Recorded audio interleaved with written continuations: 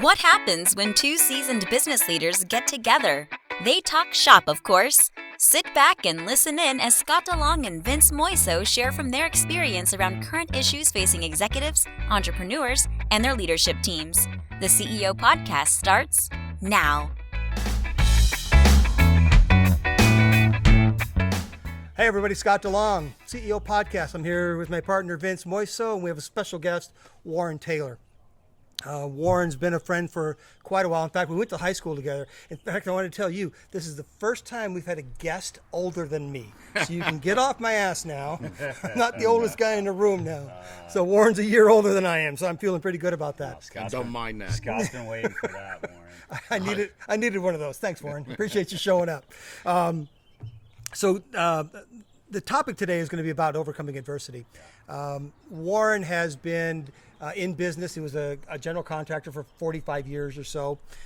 He was a coach, football coach. He coached at Fountain Valley High School, the school we went to, El Toro High School, Correct. And then the Mission Viejo regime with Bob Johnson and the powerhouses that they built there as well. Ride. So he's had a lot of success in his life until maybe 4 years ago or so, 5 years ago now, had some devastating news.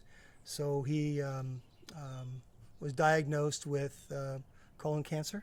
Correct. Stage 4? Stage 4. Stage 4, and they gave you how long to live?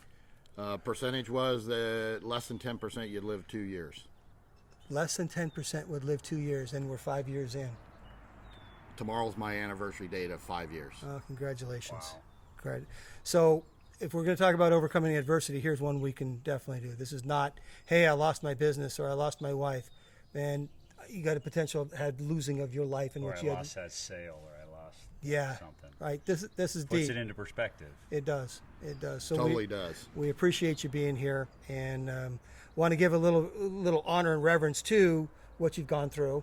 But the fact is, what I really want to talk a lot about is your mindset, and what did it take for a high achiever to get presumably the worst news that you could get in your life, and then for you to be able to sustain and move on and keep going and push and drive and get involved in some of the things that you're involved in right now, which we'll talk about as you tell your story. So, Well, it started with that, you have cancer, those words. Sitting there, laying in the hospital bed, and the doctor comes in and tells you, looking at my daughter who's sitting across from me, and within seconds, both of us say the same thing. What do we got to do to get over it?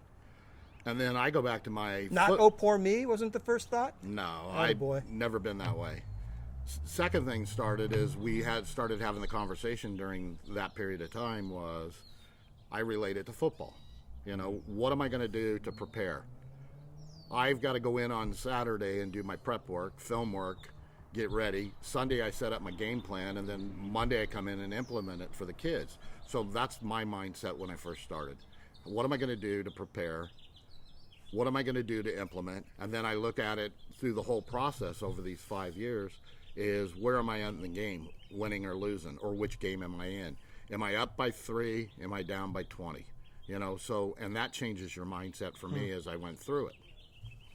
Talk a little bit about, you brought up your daughter being in the room with you.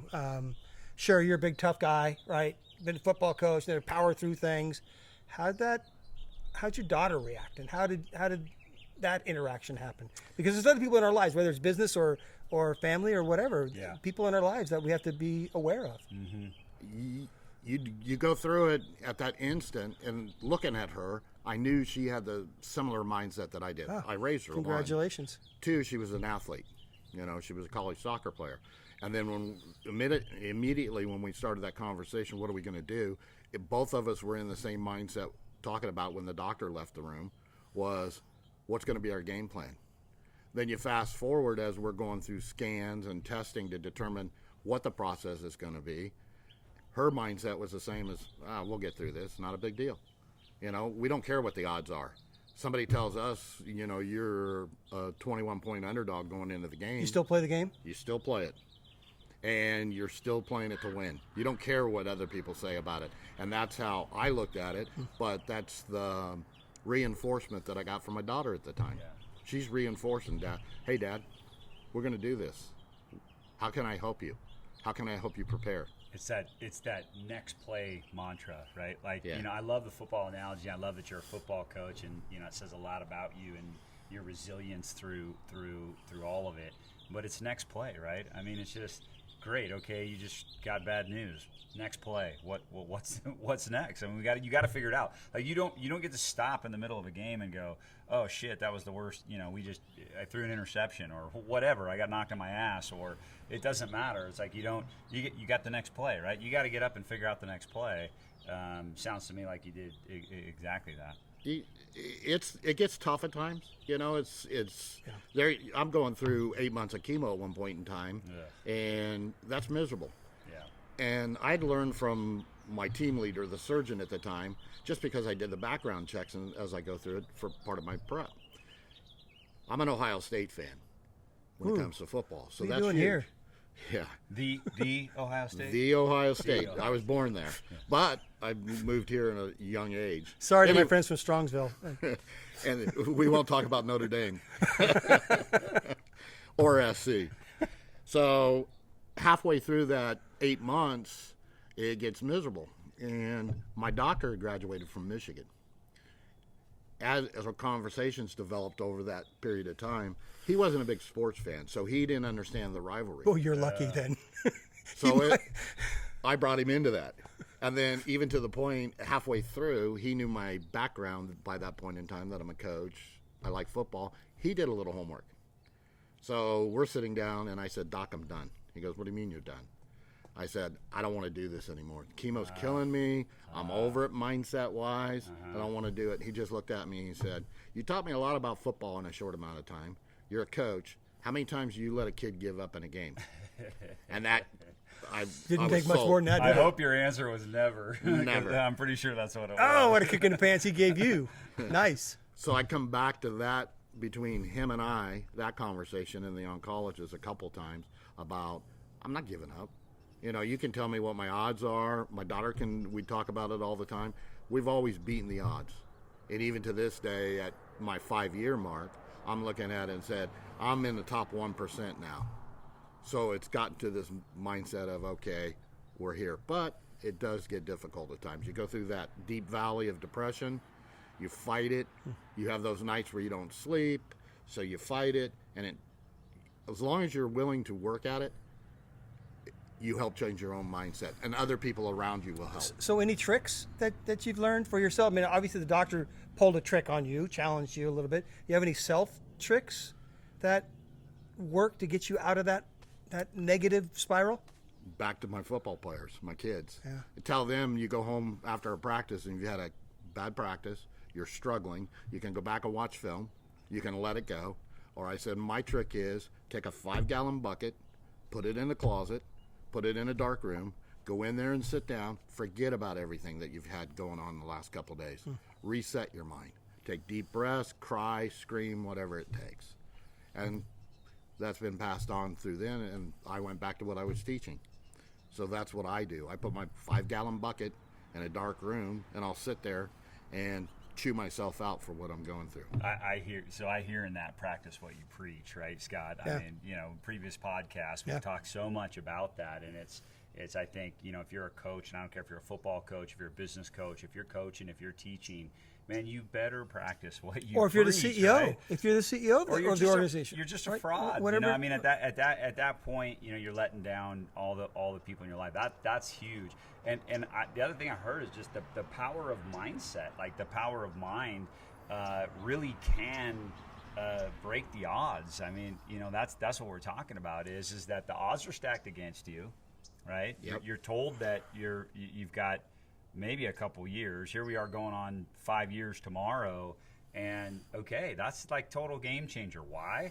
Because I heard you say it. You said, hey, I reached a point where, great, I got to practice what I've been preaching my whole life, right, to turn this thing around. And it's that power of mindset that starts to shift things around for you. And you're clearly still holding on to that. Without a doubt. Whether all the years in business different things that I've done, I've always used sports as my MO, my background. And I always, whether I'm in front of my sales guys, whether guys working for me, I always treat them like they're a player. and my job is to teach them something. And then now I've learned that if you teach them properly and you believe in it, they're going to come back and teach you from what you've taught them. And that's whether it's my daughter or a couple players that come around. Also, the respect that you gain for being that mentor to them. They're going to. You were telling me a story earlier about a guy that you asked to take you to the doctor, take you to the hospital, right? Yes. And he jumped to it, right? Yes. They are going to want to repay that respect based on respect for what you've done for them, whether it's in business or life, or it doesn't matter. I'm sorry, it doesn't matter. But treating people well, being that presence for them, you're going to get repaid. Oh, you get That story you told me is like, yeah, hell yeah, that's what he would do. Well, with us and our friends that we grew up with, I look at it as when I first got diagnosed, I remember laying in the hospital, and it was, how would I put it? It was my high school buddies that I grew up with, that foundation, the guys that I play football with and baseball with. Those were the guys that showed up at the hospital first and foremost, because we were all taught similar things. And over the years, we've all gone different ways, but we come back to that same mindset, you know? Yeah. It's, well, so what I hear there, and I couldn't agree more, it's the support mechanism that you put around you. So friends, family, colleagues, whatever it is. And I think, when you're a genuine person, when you're authentic, when you're all these things, people know it, and people will rally. I think we underestimate, as humans, we underestimate that support group and the support mechanism, right? I think we're our own worst critics, and sometimes we're self-deprecating in so many ways. It's why so many people are dealing with mental health right now, and anxiety and depression and all these things, when the reality is there's so much support around us that so many people that are willing to help and rally and come to the rescue, and do so many guys that are willing to do anything. And I'm sure you had that, right? Was what can I do, how can I help, what do you want me to do? It's from the smallest things, right? It's so important. So having that support mechanism and setting that up, and then knowing it's there, and ultimately being okay to ask for help. Well, I was going to go to the ask for help portion, because I know this is the topic that is more difficult for you. Correct. Grow up an era that pull yourself up by your bootstraps and all of that kind of stuff, and your friends, your family, your business associates, whoever it's going to be, will rally around, but not necessarily at the time you need it. Correct. What is so difficult about asking for help? I would say that most of the time when it really gets the toughest for people that are in that mindset, every day you get up and you can look out the window and people are riding bikes, going to work, so life is going on. It's those night times when you're used to sleeping, you have a tendency at nighttime to close yourself off. So your mind starts playing tricks on you because you're fighting within yourself. Yeah. And it's hard sometimes to get out of that mode because you don't have that immediate support there. And then what ends up happening, the day shows up and you remember a little bit of it, but to come to you and say, hey, I had a rough night last night and this is what I was going through, and for you to process that and try to help me, it's difficult for people to do that. So for me, in my world of whether it's my cancer world, business world, I tell people that there's certain things you control. For me, I can't control the physical part of it. The cancer does that. Right. The doctors control that. I've learned that the only thing that I control is the mind. The mental part. Total mental. Yep. And I tell everybody to this day, patients, mentors, groups that I'm in, I tell all of them, your mindset is 80% of it. So if you can get help, or if you can work through it for however you want to do it, you're going to get through a lot more than what you expect. And people going through all of the mental issues that they're going through now with COVID and being locked up, and that you're seeing more and more No of doubt. it. So it's tell them, 80% of it's your mind. Talk to somebody, get help. Yeah, let's go back to that really quick, because I want to ask a very specific question. I think I know the answer, but I want to hear you say it. Of the people that you have asked for help, when you really needed help, how many said no? Not one. Not one. Not one. So what the fuck? What's stopping us? What's stopping us, right? Whether it's in business and I'm about to go bankrupt or whatever, right? Hey, that was an appropriate moment. That was an for appropriate. What the Yeah. fuck? Okay. Yeah. I I'll agree. use those, Okay. right? So Sometimes you gotta just say, "What the fuck?" Yeah. It's all right. it's this whole concept of grown men being vulnerable and we resist it and all that. It's Sorry. how we grew up. It's the nonsense. pride that you have. It's nonsense. Yeah, and it is. It's hard to ask for help. Yeah. When somebody offers it, it's even hard to take it. Sure, I get that. And when you need it and ask for it, not one person has said, nah, sorry, I don't have time. Pulp Fiction. That's just pride fucking with you. Like, that's what it is, man. It is. Yeah. It's such a funny thing. It's like, you know, same for me. I mean, and I'm younger than you guys. I wanted to point that out. That He doesn't look that much younger, but being the he youngest is. of five, there's a decade that separates us. My oldest brother's 16, so I feel like, you know, and all my closest friends are 10 years older than I am. No surprise, right? Because I just kind of grew up, you know, in that same era, even though I was younger, and I have this fierce independence that I've had to get over, you know, in the last 5+ years that I've just really worked hard on, so that I get to a place where I'm okay to actually ask for help. I mean, I have a hard enough time receiving compliments, Right. let alone asking for help. I have a hard enough time to let someone else pay for my meal, let alone ask for help. So, you know, it's these are the type of things that are just like embedded in us. And I think some people don't understand that, you know, habits die really hard. Right, and when those things are stuck in you and ingrained, those are the things that you got to focus on and work out to overcome adversity. Because, you know, you can't do it alone. I'm sorry, you can't.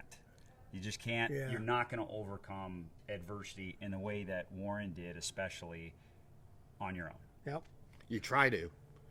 All of us do in the Yeah. beginning. I Yeah. did it for initially. I didn't want to tell anybody.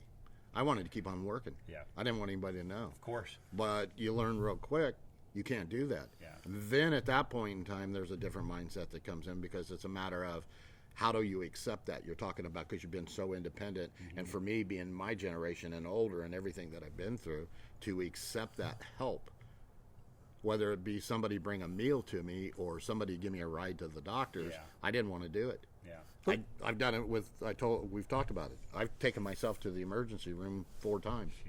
Well, let's Just take because I let's didn't take want a somebody step to back do it. on this help thing, because I don't want to get off of this, because this is an important question and we all suck at it. All three of us suck at it, right? This just happened to us 10 days ago. Right. We went out to a happy hour and had a couple of friends with us, and Correct. and the bill came and everyone's reaching for their cards, and Warren took care of it. So the first thing out of you don't have to do. And what did you say to me? Do you remember? No. You put my crap back on me. You say the appropriate Appropriate response is Thank you. simple. Yeah. And I've learned, it's Yeah. hard for me, and I've learned that Yeah. more and more. And basically, that means more to you. We also think it means a lot. I think we all intrinsically do this. Is that it's the proverbial, oh man, you didn't have to do that. You shouldn't have done that. Come on, let me pay for it. All these Yep. things. No, you wouldn't have done it if you didn't want to do it. Correct. Number one. That's right. And the best thing you could possibly do is just say thank you. Honoring that So gift. hard to do. That's so I had to reframe this, and I screwed up that day too, but I had to reframe it to be able to do that, because that was a gift somebody's giving to me. I'm not taking it back. I'm not asking for the gift receipt. Just say Yeah. thank you. Yeah, you're Honor the gift. You were one of those guys, which everybody sitting at the table with us are those guys that they're going to try to pick up the tab. Yeah. Yeah, They're for going to sure. try to do it. For sure. And when you do it, it's like, well, I should have been that guy. But it was like, no, just say thank you. And again, as we say, another teaching moment. Yeah. Yeah. Teach the teacher in that case. It's such a great example. Well, let's jump into this. And I Warren, thank you so much for coming on. It gives perspective, and this is what I want to segue into is perspective. Good. Because in the day to day, there is a lot of adversity to overcome, right? Whether you're running a business and you just got to make payroll, right? I mean, it's maddening, right? If you're a football coach and you haven't won a game, the entire season, right? Like it's like how do you then show up day in and day out and get your team motivated to come back out on the field again and practice all week? It's the salesperson that isn't hitting quota. It's the I could go on and on, right? And these are the day-to-day things that in perspective to what you went through they seem so insignificant, and yet I think people people react to them in the same way, you know. I mean, almost like a child does with not getting the toy that they want, right? And throwing themselves on the ground and just quitting, or this isn't for me, I'm just going to move on, or whatever it might be. There's just countless examples of that, and it does come back to what you said, and it's mindset. It really is, right? Yep. I say 80%. Whether you're a business owner, you're the CEO. Think in terms of a CEO that's trying to make payroll that week. His mindset is he's struggling and he's fighting with it because he knows he's scrambling to make payroll. Yeah. All it takes is one person in the off walk by, don't worry about it, it'll work out. And all of a sudden his mindset changes. Shift. Yeah. Total mindset shift. You know, the other thing that I heard from you that was really important, and I thought, to me, I have 2 daughters, and so I couldn't help but, you know, get sucked into the part of the story where you're sitting in the room with your daughter as the doctor comes in to give you the news, and language was so important at that moment, because you and your daughter immediately shifted to, great, what are we going to do? It wasn't like you didn't take the news as gospel. It was Right. just no, what's next? Great. Okay, what do we do? How are we going to fight this? And language is so important. And the reason I bring that up is if all of a sudden you're like, oh, so I'm going to die in 2 years, and then it's hopeless, and you start saying things like that, well, yeah, you're making it hopeless. Energy shifts. But I think your also mind shifts as your language gets to a point where you're definite and adamant and convicted around what that result's going to be. So I don't know this story at all, but I'm curious, right? So if we're in there and you go to, okay, what's next, as opposed to, oh my gosh, I'm going to die, what do you think impact you have on that doctor that's giving it to you then, right? He sees the guy that wants to fight versus the one that's feeling sorry for himself. Doesn't he get more engaged as well? Oh, yeah. I've seen it in my medical history, and that's why I've started working with doctors. The insurance that I go through is one, and then I've set up with a local separate insurance company. Okay. Mm-hmm. And in this case, it's UCI that I've started working with different doctors through there that I've just met. And I've seen the whole mindset in them switch from conversations with me. Because of your attitude. Because of the attitude. Yeah. And my oncologist, you know, I didn't like her in the beginning. I was introduced to her the first time, and I went back to my team surgeon, and I said, hey, doc, I don't like her. We got somebody else. He said, time out. He said, think of what she goes through every day in her patient load. She's losing 50% of her patients. So what do you think her mindset's going to be? So that switched my mindset about her. So when I engaged in my next conversation, I changed my thought process to talk to her. I've been with her for 5 years. Now you get along really well. Yeah. I'm totally impressed with her, and I know what. And she changed because she knew I was a fighter. So that's that. So health, business, family, your attitude influences other people's attitudes. That's what I'm hearing. Without a doubt. That energy is so powerful. Yeah. And it comes to mindset, it comes to body language, Yeah. and it comes to simple conversation. Yeah. A simple thank you. Yeah. Well, Yeah. the underdog doesn't go into the game saying they're going to lose. No. They're there to win, right? They're there to win. And so why does the underdog win time and time again is because they're there to win, and they're not talking about losing. You know, the David and Goliath story, right? David didn't show up and say, I'm going to die today. You know, it's like, you could go on and on. There's countless stories of it.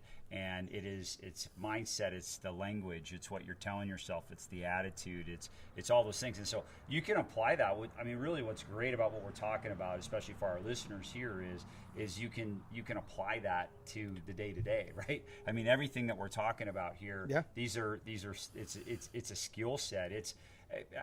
You're a competitive guy, right? I mean, Yeah. and I think when you're a competitor, there's no doubt, because I want to point out, easier said than done, right? And I Sure. think when you're a competitor, these things come a lot more natural, right? When you've been competing your whole life, you're like, no, I'm not gonna lose, right? The L word Right. is not in my vocabulary, right? So you're just moving on because it's about winning at that point, and in your case, it's about survival, you know. And when the survival mechanism, you know, kicks in, it's the strongest thing that drives a human. So, and it's still not easy. Right? No. All that's not easy. While the concept is simple, it's not easy. Not easy at all. Yeah, Think in mindset. Think Just in change terms that. for me in my world that I've learned. Sure. I'm not part of the medical field. Never have been. But because of my experience, I've become part of it. Yeah. And I've sat and talked to a couple of doctors, been doing research for most of their life on this. And all of a sudden, their mindset is, am I ever going to figure this out? Conversation with me or somebody else that changes their mindset, they're a doctor. But you're helping them. So I don't, Give them to hope. me, I've learned it's hard and it's difficult at times to ask for that help or to change my own mindset, which think in terms they're doing it, you're doing it, you're doing it. To change your mindset to help them or they help you. And to me, that's huge. One last point I want to make, because I heard you say something that was just so powerful, because to what Scott's saying here, it isn't easy, and you hit a low point, right? Yep. You hit a low point and you said to the doctor, I can't do this anymore, but he held you accountable to what you said before. And so I can't help but mention this whole concept of accountability, right? And there's nothing better, especially for a competitor, than getting called out, because no one likes to be called out. And that's just a level of accountability. It's this whole other thing, right? And that's Yeah, all he did. Is he just held you accountable to what you were saying before. He held you accountable to what you were telling him. And so, I'm sure you just went through your head and you went, shit, man. Stop feeling sorry for yourself. Those were my words This- he's using. This is bullshit. Let's go. Let's Yeah. go. The other thing that between him and I over a 2-year period, he heard me say it a couple of times to people that came in with me. Yeah. And it's always buck up, buttercup. Yeah. And so there's been a couple times when I'm in the hospital or I'm in a conversation with him and he's used that back on me. Buck up, buttercup. There you go. I love it.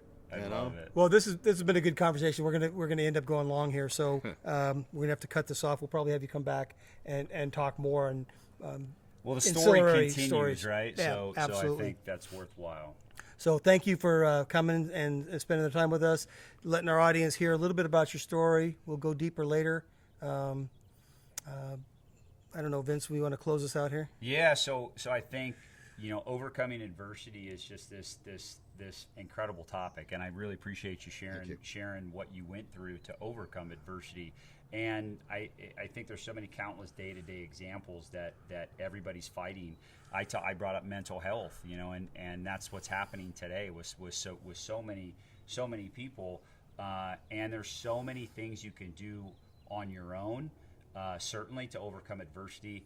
I think the most important takeaway that I could offer to anybody is tap into your support group and ask for help. I think you got to do it. And as hard as it is, it's really hard for the three of us. We're not good at it. Right. And I admit I'm not good at asking for help. There aren't that many people that are great at asking for help because we're so independent as human beings.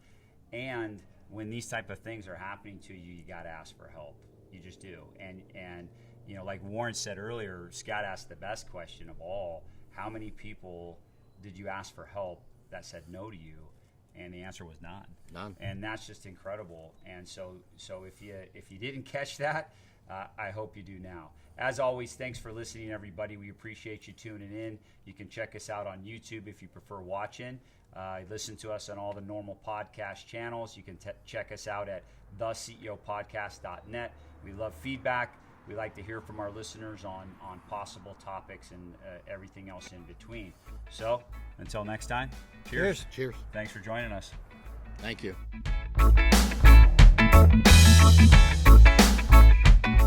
Thank you for joining us for the CEO Podcast. Please visit us at theceopodcast.net, where you can learn more about our co-hosts and listen to past episodes. If you would like to have a discussion and dive deeper into any topic, there is also an option to contact Scott or Vince to schedule some time with them. Thanks for listening.